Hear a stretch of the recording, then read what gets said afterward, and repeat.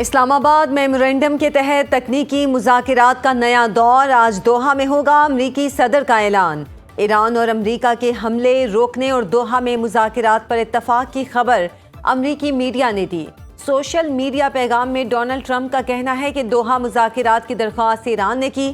ایران جوہری ہتھیار نہ رکھنے پر راضی ہے۔ ترجمان وائٹ ہاؤس کیرولین لیوٹ کے مطابق سٹیو وٹکوف اور جیریڈ کشنر ایران سے تکنیکی مذاکرات کے لیے دوحہ جا رہے ہیں۔ سینئر امریکی عہدیدار کا کہنا ہے تکنیکی مذاکرات کے دوران بحری جہازوں کی آزادانہ نقل و حرکت کی اجازت ہوگی۔ ایران کے سینئر مذاکرات کار اور نائب وزیر خارجہ کاظم غریب آبادی نے کہا، ابھی دوحہ میں تکنیکی مذاکرات کی تصدیق نہیں کی جا سکتی۔ ترجمان ایرانی وزارت خارجہ اسماعیل بقائی کہتے ہیں، ایرانی وفد دوحہ میں قطری حکام سے ملاقات کرے گا۔ امریکی حکام سے ملاقات شیڈول میں شامل نہیں۔ اسلام آباد مفاہمتی یادداشت کے تحت امریکہ اور ایران کے پاس تفصیلات طے کرنے کے لیے 60 دن کا وقت ہے۔ قطر میں منجمد 12 ارب ڈالرز کے اثاثوں میں سے 6 ارب ڈالرز جاری کیے جائیں گے۔ ایران کے صدر مسعود پزشکیان کہتے ہیں، ایران کی جوہری سرگرمیاں ملکی پالیسی کے مطابق جاری رہیں گی۔ عالمی برادری کو یقین دلاتے ہیں ہماری جوہری سرگرمیاں ملکی ضروریات کے مطابق ہیں۔ ایرانی صدر مسعود پزشکیان کہتے ہیں، شہید سپریم لیڈر علی خامنائی نے پہلے ہی کہا تھا ایران ایٹمی ہتھیار بنانے کا خواہاں نہیں۔ مسعود پزشکیان نے کہا کہ عوام، فوج اور حکومت نے مل کر ملک کا دفاع کیا، دشمنوں کو ایران میں اپنے مقاصد حاصل نہیں کرنے دیے۔ آبنائے حرمت سے بارودی سرنگیں صرف ایران ہی ہٹائے گا، فرانس معاملے کو پیچیدہ نہ بنائے۔ امریکہ ایران کے درمیان اسلام آباد MOU میں درج ہے۔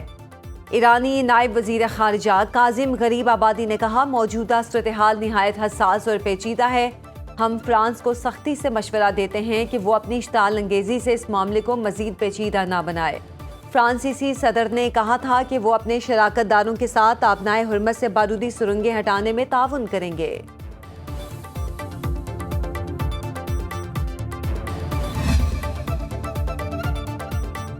امریکہ ایران حالیہ جھڑپ کے بعد آبنائے حرمت سے 48 جہاز بحفاظت گزر گئے۔ قطری ٹی وی کے مطابق ان میں تیل اور گیس کے 28 ٹینکر اور 7 بلک کیریئر شامل ہیں۔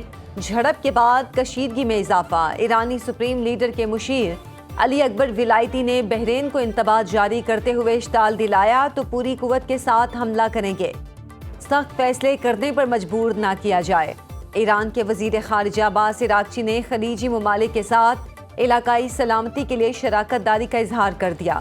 کہتے ہیں، خطے سے باہر کی فوجی طاقتوں کا سیکیورٹی ڈھانچے میں بالکل شامل نہ کیا جائے۔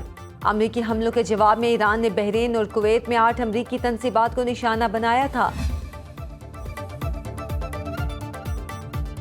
امریکی سینٹرل کمانڈ کے سربراہ کا اسرائیل اور لبنان کا دورہ، اعلیٰ سیاسی اور عسکری قیادت سے ملاقاتیں۔ سینٹ کام کے مطابق ایڈمرل بریٹ کوپر نے صدر جوزف اون اور لبنانی مسلح افواج کے سربراہ جنرل رودلف ہائیکل سے ملاقات میں تاریخی فریم ورک معاہدے پر عمل درآمد پر تبادلہ خیال کیا۔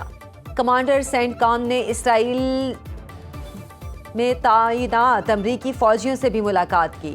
اہلکاروں کو اعزازات سے بھی نوازا۔ اس وقت مشرق وسطی میں 50,000 سے زائد امریکی فوجی تعینات ہیں۔ روس کے یوکرین پر میزائل اور ڈرون حملوں میں مزید 8 افراد ہلاک، 34 زخمی ہو گئے۔ یوکرینی صدر نے روسی کارروائیوں کو ہولناک قرار دیا۔ ولادیمیر زیلنسکی کہتے ہیں، نیپرو، سومی، اوڈیسا، خیرسون اور خارکیو کے علاقوں کو نشانہ بنایا گیا۔ روسی صدارتی محل کریملن کے مطابق امن معاہدے سے متعلق روس کا موقف 2024 سے تبدیل نہیں ہوا۔ روسی صدر نے لڑائی محدود کرنے کی یوکرینی تجویز مسترد کر دی۔ ولادیمیر پیوٹن کا کہنا ہے کہ یوکرین کو ان 4 علاقوں سے فوج کو واپس بلانا ہوگا جنہیں ماسکو اپنا حصہ قرار دیتا ہے، ساتھ نیٹو میں شمولیت کے منصوبے ترک کرنا ہوں گے۔ وزیر اعظم شہباز شریف کی زیر صدارت وزارت قومی غذائی تحفظ و تحقیق کی تنظیم نو اور زرعی شعبے میں اصلاحات سے متعلق اہم جائزہ اجلاس۔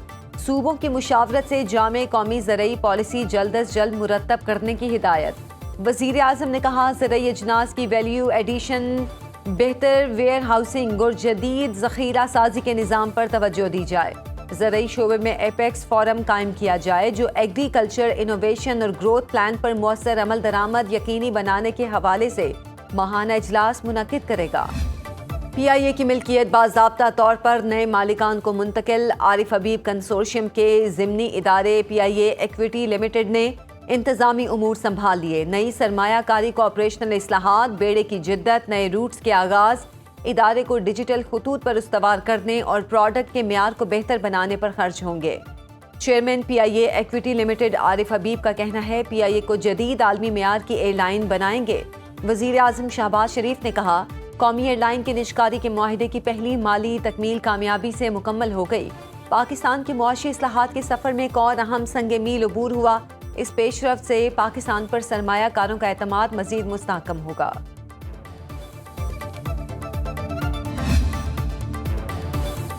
ریاستی اداروں پر گمراہ کن الزامات اور ساتھ متاثر کرنے کا کیس اسلام آباد کی سیشن عدالت نے وزیر اعلیٰ خیبر پختونخوا سہیل آفریدی کو گرفتار کر کے 9 جولائی کو پیش کرنے کا حکم دے دیا۔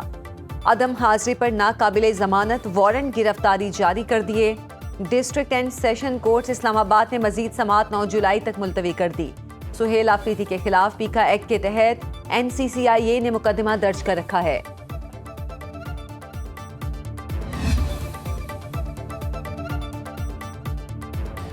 آئین پاکستان جمہوری نظام میں حکومت اور جمہوری اقدار کی ضمانت دیتا ہے۔ آئین کی اصل روح کے مطابق اقتدار کا سرچشمہ عوام ہے۔ وزیر اعظم شہباز شریف کا عالمی یوم پارلیمان پر پیغام میں کہنا ہے کہ منتخب نمائندگان یہ اختیار عوام کی خدمت اور فلاح و بہبود کے لیے ایک مقدس امانت کے طور پر استعمال کرتے ہیں۔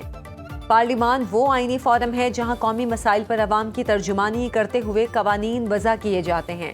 قومی وسائل کے استعمال کی نگرانی کی جاتی ہے اور ان کا تحفظ یقینی بنایا جاتا ہے۔ تمام طبقات کی شمولیت کی آئینی ضمانت دی جاتی ہے تاکہ جائز حقوق اور مفادات کا تحفظ کیا جا سکے۔ شادی کے موقع پر دلہن کو ملنے والے سونے کے زیورات اس کی مکمل ذاتی ملکیت ہیں۔ شوہر یا سسرال کا ان پر کوئی ملکیتی حق نہیں۔ سپریم کورٹ نے فیصلہ سنا دیا۔ چیف جسٹس یحییٰ آفریدی کی سربراہی میں 3 رکنی بینچ نے اپنے تحریری فیصلے میں کہا کہ دلہن کے زیورات واپس نہ کرنا اس کے ملکیتی حقوق سے غیر قانونی محرومی کے مترادف ہے۔ بیوی اپنے زیورات کی واپسی کے لیے فیملی کورٹ سے رجوع کر سکتی ہے۔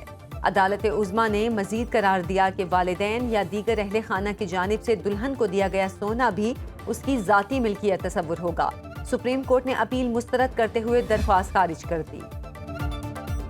یورپ کے بعد امریکہ میں بھی شدید گرمی کی وارننگ۔ وسطی اور مشرقی ریاستوں میں رواں ہفتے درجہ حرارت 38 ڈگری سینٹی گریڈ تک جانے کی پیش گوئی۔ یورپ میں ہیٹ ویو سے 1300 سے زائد ہلاکتیں ہو چکی۔ اٹلی میں شدید گرمی کا ریڈ الرٹ جاری۔ فرانس، جرمنی، اٹلی سمیت کئی یورپی ممالک میں سیاحتی مقامات، ریلوے سروسز متاثر۔ ہیٹ ویو مزید 1 ہفتہ جاری رہنے کا امکان۔ عالمی ادارہ صحت کے مطابق یورپ میں درجہ حرارت عالمی اوسط کے مقابلے میں دگنی رفتار سے بڑھ رہا ہے۔ وینزویلا میں قیامت خیز زلزلے سے ہلاکتوں کی تعداد 1700 سے تجاوز، 5000 سے زائد زخمی، ہزاروں افراد لاپتہ، ملبے سے زندہ ملنے والے افراد کی تعداد 33 ہو گئی۔ وینزویلا میں سینکڑوں بین الاقوامی کارکنوں اور مقامی فوجی دستوں کی امدادی سرگرمیاں جاری۔ یورپی یونین نے زلزلہ متاثرین کے لیے $50 لاکھ سے زائد کی ہنگامی امداد جاری کر دی۔